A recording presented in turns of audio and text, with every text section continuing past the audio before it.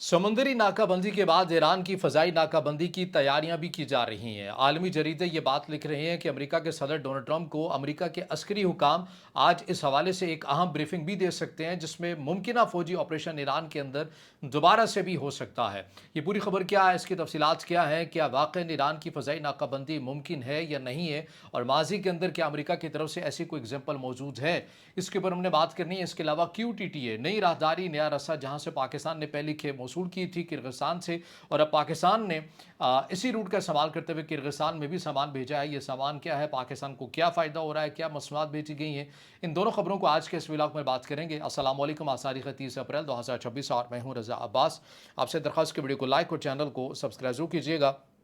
मेरे सामने ये पूरी खबर है, अमेरिका के मीडिया एक्सियोस की ये रिपोर्ट है, जो ये बता रही है कि अमेरिका के सेंट्रल जो कमांड है और सेंटकॉम है और दीगर जो अमेरिका के अस्करी हुकाम है, ये अमेरिका के सदर डोनाल्ड ट्रंप को इस हवाले से ब्रीफ कर सकते हैं कि ईरान के अंदर महदूद फौजी ऑपरेशन किया जाए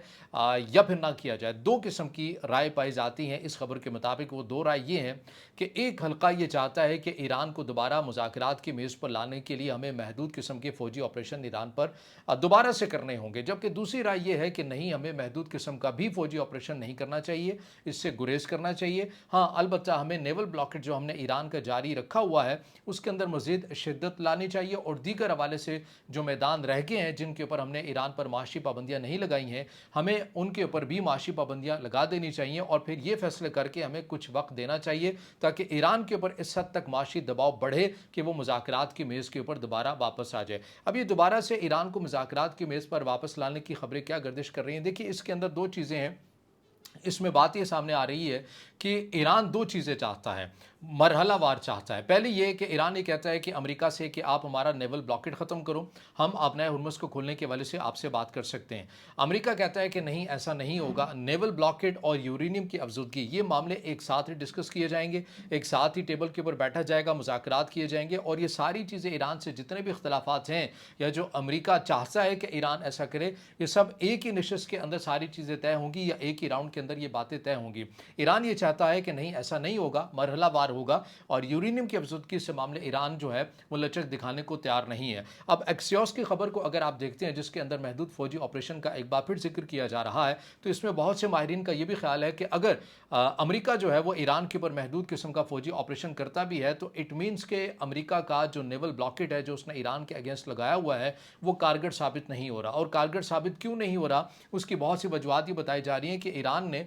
एक बहुत लंबा अरसा खुद को इन तमाम तर चीज़ों के लिए तैयार किया। उसने ऐसे मुतादिद स्टोरेज जो हैं वो बना के रखे हुए, जहाँ पर वो अपने तेल को महफूज भी कर सकता है और मुतबादिल रस्सों की तरफ भी जा रहा है। हमने इस हवाले से कल भी आपके सामने बड़ी तफसील से चीज़ें रखी हैं कि वो रशिया के साथ भी इस हवाले से बात कर रहा है। पाकिस्तान ने भी मुतादिद ज़मीनी रास्तों को ईरान के लिए खोला है। इसके अलावा वो दीगर हवाले से भी वो बातें करता हुआ आपको नज़र आता है, यानी दीगर ऑप्शंस के ऊपर भी जाता हुआ नज़र आता है, सेंट्रल एशिया वाली साइड के ऊपर भी जाता हुआ नज़र आता है। तो ईरान ऐसा लग रहा है कि वो नेवल ब्लॉकेट की वजह से दबाव में नहीं आना चाहता, बल्कि वो दीगर मुतबादिल रस्सों की तरफ जाना चाहता है, और वो मज़ीद भी माशी नुकसान। इसमें ये नुकता ज़रूर याद रखिएगा, हमारे बहुत से दोस्त जज्बात में आकर ये ज़रूर कह रहे हैं कि ईरान को नेवल ब्लॉकेट का कोई नुकसान नहीं हो रहा, वो बिल्कुल पुरसुकून है। नहीं, ऐसी बात नहीं है, ईरान को नेवल ब्लॉकेट का नुकसान भी हो रहा है। इसमें भी हकीकत है कि बहुत से जहाज़ गुजर भी जाते हैं, और इसमें यह भी है कि बहुत से जहाज़ नहीं भी गुजरते हैं, और जब नहीं गुजरते हैं तो ज़ाहिर है वो पकड़े जाते हैं, और उससे उनको ईरान की जो इकॉनमी है, मईशत है, उसको नुकसान पहुँचता है। हमें ये याद रखना चाहिए कि ईरान के पास फ़कत तेल ही है जिससे वो बड़ी तादाद के अंदर अपने मुल्क का रेवेन्यू इकट्ठा कर सकता है। अगर उसी के अंदर रुकावट आएगी तो ज़ाहिर है ईरान की जो मईशत है, जो पहले ही मुश्किलात की दो चार है, क्योंकि उसके ऊपर माशी पाबंदी है, तो उसमें मुश्किलात मज़ीद बढ़ सकती हैं। लेकिन ईरान ये कह रहा है कि उसके अंदर ये बर्दाश्त और ये क़ुव्वत अब भी मौजूद है। उसके बाद मुख्तलिफ स्टोरेज टैंकर्स,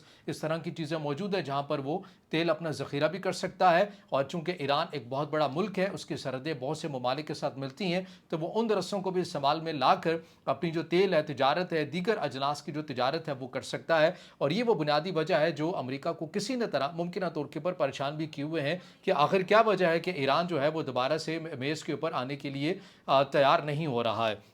अब इसके अंदर जो एक और जो चीज़ हमारे सामने आ रही है वो ये है कि मुमकिन तौर के ऊपर अमेरिका की जिसमें कहा जा रहा है कि मुश्किलात बढ़ रही हैं, वो ये है कि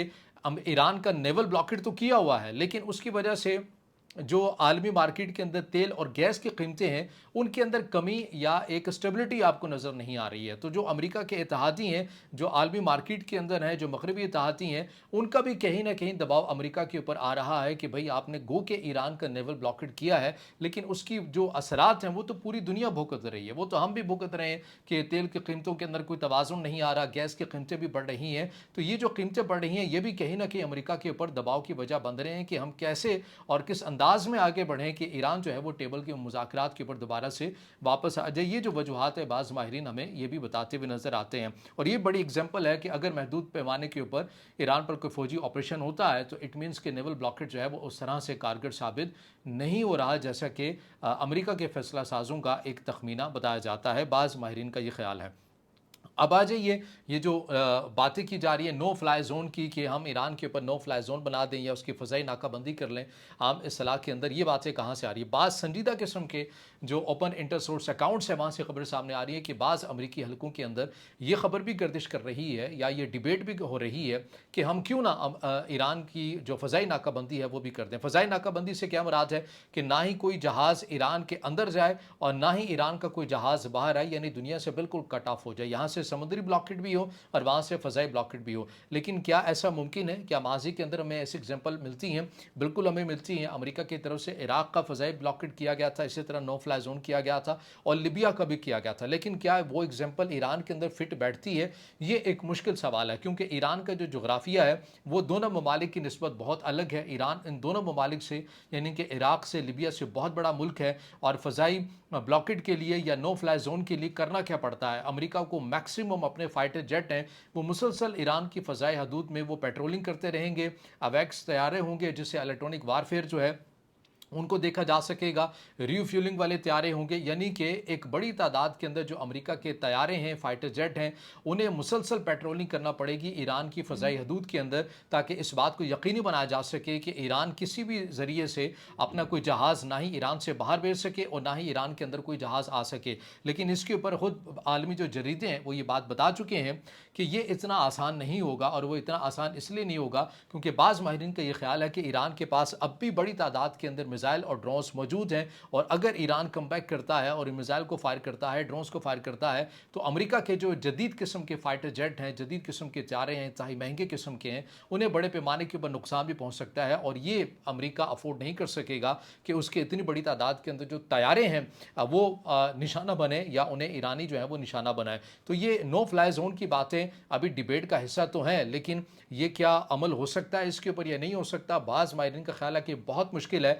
लेकिन बाज़ का ख्याल है कि मुमकिन है कि अमेरिका इस ऑप्शन को अवेल भी कर ले। लेकिन आपकी इसके ऊपर क्या राय होगी, आपने ज़रूर कमेंट में हमें बताना है। अब आज ये व्लॉग के आखिरी खबर के हिस्से की तरफ बढ़ते हैं,